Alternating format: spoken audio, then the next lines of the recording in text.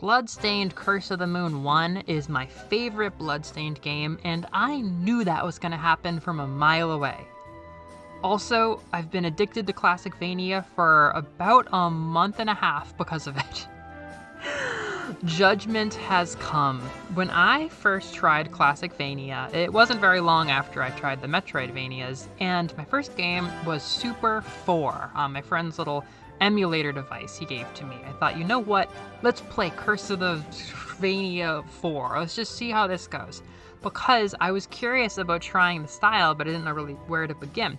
And I didn't like it that much. I picked up the message, game stiff, knockback evil. I understood that, but nothing about 4 really stuck with me. Then, as you can see on the channel from one of my oldest videos, I tried Curse of the Moon 2 in that same weekend, basically. So those two games opened up the door.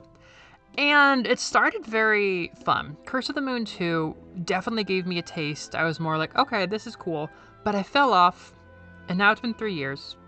And those are two of my least favorite Classicvanias. They're two of my least favorite games overall in the whole Castlevania Bloodstained world. And I've come back, and I've given them some real judgment 3 years later. And, I sat down, for whatever reason, with my addiction, with the addiction as strong as it was, I played the shit out of Super 4 this summer. I played a lot of Super 4. I got credits with just minimal save stating, and there's a lot that I like about it. It is still one of my absolute least favorite, but Curse of the Moon 1. Curse of the Moon 1 is so much better than Curse of the Moon 2. I'm still not interested in 2. I kind of get the appeal now, but oh my god, it's time to talk about Curse of the Moon 1. What is the thing I'm always saying about Classicvania games? It's usually this game is really good, and then after a little while, I stop being so passionate about it. Although that hasn't happened to 1, it only happened to Haunted Castle. But I'm always saying, I hate seeing stuff that I don't know what to do with. In Curse 2. In Curse 2, you're always seeing stuff that you have to backtrack to later with your full character roster and stuff, and it always made me feel kind of demotivated because okay, cool, that's for my future self, whatever, but there's nothing to do with it. And it really annoys me. With Rondo, sometimes I will see hints of alternate pathways, but they're a little bit too obtuse for me to do anything with, and I go, cool, okay, not for me, whatever, moving on. This game, oh my god, it is such a good starting place. I don't know if I can really judge anymore whether it's the easiest thing in the world. For me, it was pretty smooth, even on Veteran. But, oh my goodness, for your puzzles in this game, you are working with a very small set of things, and it's so intuitive. It's actually intuitive. Some of the most complicated things I've found are still so easy to figure out, like freezing an enemy with ice and then getting up top and using Miriam's hammer axe to break a steel door. That is maybe the most complicated thing I've found, and it was pretty damn easy. I love it. There's so many times where the only puzzle check is just, do you have Bat Boy or Miriam, because they have a little bit of traversal space. So as long as you keep them healthy, you're usually getting the rewards, which is encouraging. And encouragement is a really good thing to do in a game that's basically about whipping people till they bleed.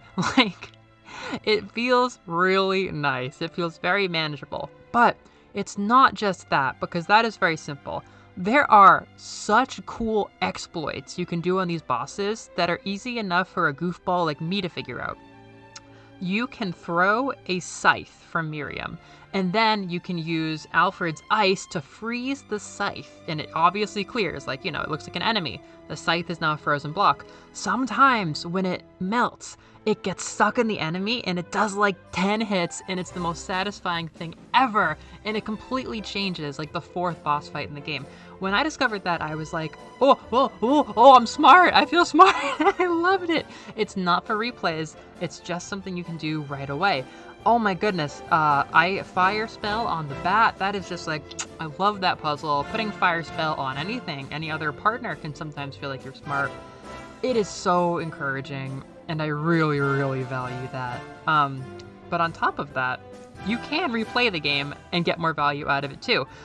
Designing for, creator of famous videos such as Designing for Kindness, The Heart of King Dedede.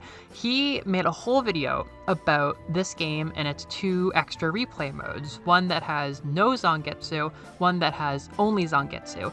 And I've been playing through almost all of the Nightmare mode without zangetsu, and it's still so fun. I can't get over how good this party is. Whether you take somebody away or add somebody, you don't even have to change the levels that much, and it's fun. So I can't believe this game has done the 1-2 punch of like bam, bam. I can actually engage with puzzles as I find them, and I have stuff to do on a replay. I don't just have to replay to get the fun stuff. I don't know why I've been stuck on this point for so long, but now I feel like I've had the karmic circle come all the way around and I can stop complaining about it. Finally, I played a classic Vania where they don't tease me with puzzles I can't do anything about. Case closed, no more complaining. The party in this game is so much easier to intuitively figure out and enjoy than Curse of the Moon 2. In Curse of the Moon 2, you've got a dog riding a mech who is your tank, which is rad. But his punches are like very close range, which takes a little bit of noodling to figure out the best use for. He has a stomp move, which is like pretty good, but you gotta fly over and time that right, so it can feel a little bit short range, a little bit finicky. Most egregious for my early experience as a very new player is that he can fly and cross gaps, but it's very hard to figure out if he's going to make it or not. And having your tank die because of platforming feels so bad. Dying in a classic Vania due to platforming, like in 4, feels like shit anyhow. It's just an unholy mix of things. But having your tank die is so bad.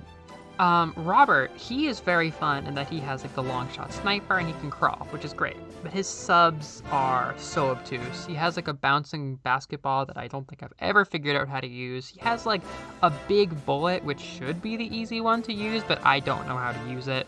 And then Dominique has the appeal of a little bit of range, which is debatably useful when the hitbox is a little bit janky in how it comes out. It takes a lot of skill to use Dominique, but she can heal, which is really fun actually, and I used to be addicted to that, except I would often put in all of this time to heal my party and then die to platforming and have all the health bar get wiped and just have to restart. Then she has like, what is it, like a ceiling lightning ball, which is niche and has its uses, but the point is those 3 are really for experts. I feel like I'm casting 2 in a negative light here, but I'm mostly just trying to say it's for nerds. It's for experts. I'm sure it is like the best one if you're really good at it, but I really shouldn't have started with it. It was so complicated.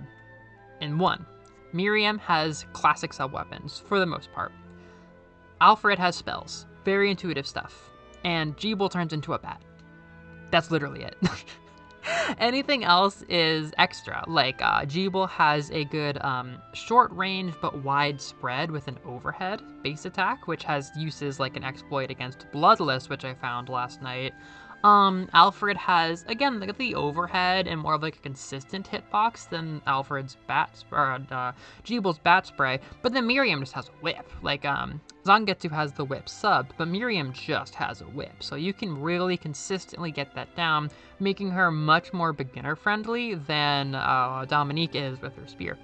So they're both your, I think, tall, jumping, slightly less HP than Zangetsu, blue female party member, but Miriam is much more straightforward, and I really appreciate that so much. The thing is, this game has a very simple aura. It's very strong. I didn't really get the appeal of 2. I was like, this is a game. There's a lot going on. I don't know the lore. Nobody knows the lore because Robert and Hachi aren't in the lore. But then this game, admittedly, kind of tricked me because I've been playing it on PS Vita. It was one of my first PS Vita games because the Vita has this whole library of like classic bangers from the mid-2010s, like Guacamelee, Axiom Verge, Time Splitter, Spinner, or whatever, Iconoclast, stuff like that. That's all there, but then they have Curse of the Moon 1 exclusively. And I had never played it till I had my Vita. And I have my beautiful black and red Vita, and I bought this game. And when I saw that black, red, magenta kind of logo just on pure black on my Vita, I thought, this looks cooler than anything has the right to. This game's visual motifs aren't any more complicated than moon and red, and then getting to the final boss and seeing moon, or seeing the moon repeated throughout the levels, changing its phases as you approach the castle. I'm like, oh, moon! Zangetsu is cursed by the moon. For some reason, that never hit me with 2. It just never hit me, but looking at the logo, seeing how the moon is worked into it, just everything about it says what it is. This is a game about Zangetsu and his buddies fighting people, and it's so simple, and for some reason, even though it's ostensibly like mostly the same game as 2, it hits so much harder, and this is kind of silly because I haven't actually made my PS Vita video yet, but it has been so much fun to play on that screen with those nice clicky buttons. It's been really, really fun. The game feel is very high, and I think the console accentuated that for sure. But yeah, just from the beginning to the end, I felt like I was cursed. Like, the menus are so cool, they're so snappy, everything is very simple, and the challenge level was just in the right place, and I couldn't put it down until I beat it, which I've never been able to say about a Classicvania before.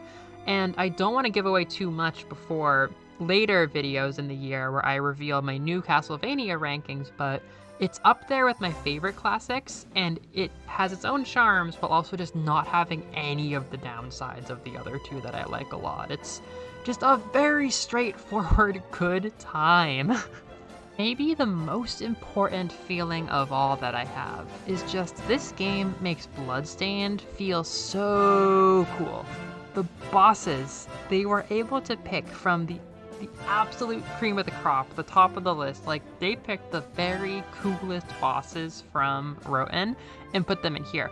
I don't even fully know how many bosses from 2 came from Roten, which again, maybe that's more fun for people. I don't mean to be so negative on 2, but for me, the shift to just like the simple fan servicey, like taking the coolest elements from Roten and putting it in here worked so much better, because even though really like Zangetsu, Miriam, Jeeble, and Alfred are not that good of a party in terms of like their Roten personalities, there's all of one cutscene in which they are united by any cause.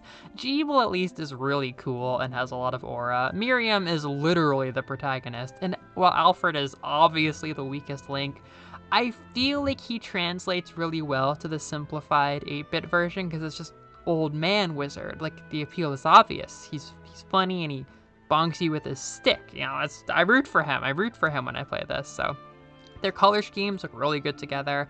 I really enjoy that, but no, even more than the party being pulled from better parts of the story than Dominique and some OCs, the bosses are so cool. Like, I didn't even realize they were this cool in the like 2D, 3D style. Bloodless, I knew Bloodless, spoilers, I knew Bloodless was really cool. Obviously, she has a cool design, but she is even cooler. Like, I was like, do you think Bloodless is gonna be in this game? Do you think Bloodless is gonna be in there? And then I walk in and I see the bathtub and her legs sticking out, and I'm like, oh my god, it's a Bloodless fight, and it's so cool. And then there's like the double jump bird who, like, I don't know, like, I didn't necessarily find him that cool before, but seeing him here, a lot more of the appeal came out, which is rad. And then the twin dragon tower dragons are here, and they're so fun and intimidating, and oh my goodness, it's just kind of like a constant nerding out. But then there's even some stuff I don't think is in Roten that looks really just kind of nice, like the bone dragons, the ones that go up and down. They're like actual green dragons in this, and they look really cute with the pixel art, I think.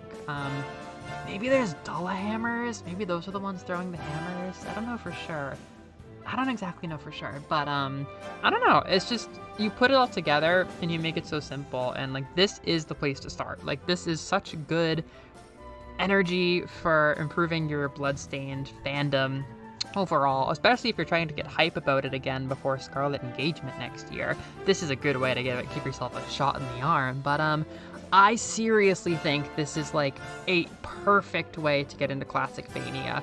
Maybe it is a bit tough for people, maybe juggling the party members is a little bit tough, but honestly, like, to a little bit of detriment to the game, I usually just want to balance it with Miriam uses Scythe, Alfred uses Ice or Fire, and Zangetsu uses whatever. Like, it's a pretty easy maybe too easy list of subs to balance, so it's nowhere near as overwhelming as the Castlevania 3 style of 2, where these party members are just easy to do, and the puzzles are easy and satisfying, the bosses are immediately cool, the difficulty even on Veteran has been pretty agreeable, and there's a lot of game to play, so this all in all has been the first Classicvania where like no faults, no major issues, I'm just like, this fucks, I love this, I love playing this, and it seriously gave me so much energy that I sat there gnawing on Castlevania 4 like a dog with a friggin' damp chicken from yesterday. Just like, I will find the value in this. I've even been playing friggin' Dracula X and was like, this is awful. This is even worse than my least favorite Castlevania. And yet, it's still fun to play Castlevania after having experienced Circle of the Moon 1. Like, this was a solid experience, and I'm about to go play it now. Just can't put this thing down. Such a good game, dude. It's so simple. It's so cool. I love it.